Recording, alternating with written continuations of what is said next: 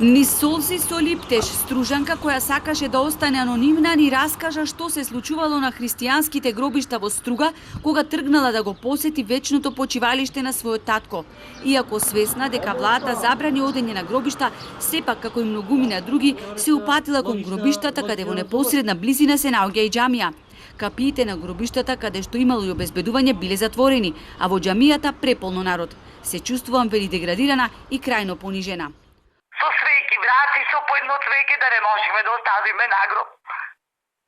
Како така сега? А џамијата преполна.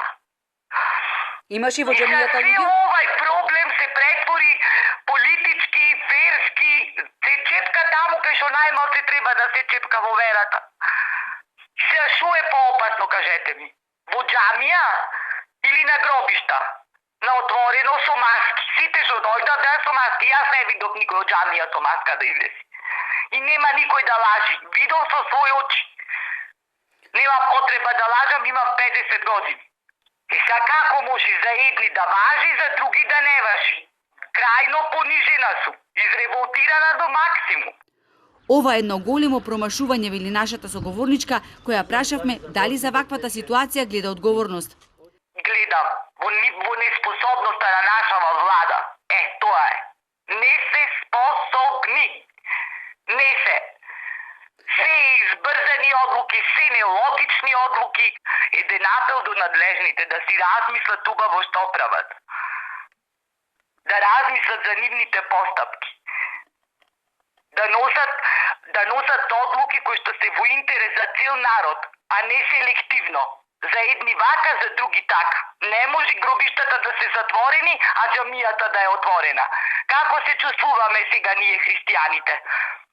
Никогаш ова нема да им го простам. Општо све.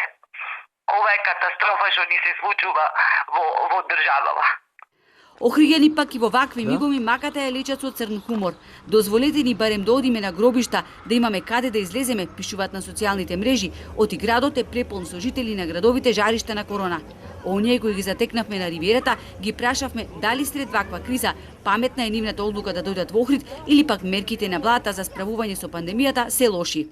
Потегот е паметен, а мерката на владата е лоша затоа што не ги затвори оние општини во Скопје каде што имаше најмногу заразени од коронавирусот.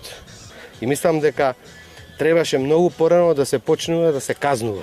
И тоа драконски казни. Јас сум поборник на тоа дека требаше да се востануват драконски казни со цел да се граѓаните да сватат дека нема шега.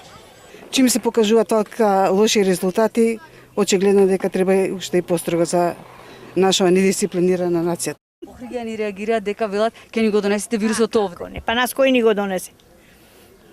И нас некој ни го донел, нема врската, охриѓани.